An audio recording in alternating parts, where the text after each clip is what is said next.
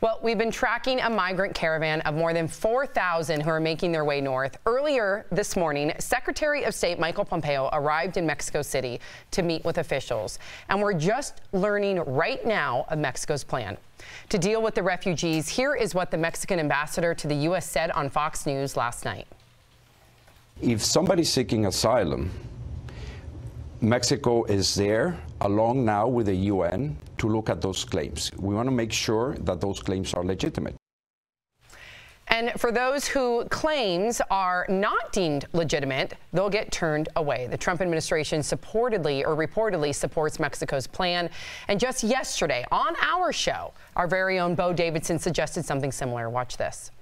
You can't just be this pass-go situation where everyone comes through all the way through your country with their flags flying to get to the United States. Do your job, step up to the plate, do what we in Canada did, which is have an agreement so that we can deal with immigrants in a compassionate way. But you've got to step up to the plate.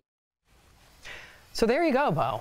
Either they're watching our show or they're somehow having the same thought pattern as you. Yeah, and you know, this is what I wanted, was something that was compassionate yet constructive. That's what I said yesterday, and it looks like we're moving in that direction. What I like is that they've employed the UN Human Rights Commission to do this, because we have to determine who is legitimately seeking asylum. They'll place them in a host country, maybe the U.S., maybe Mexico, could be a number of different places.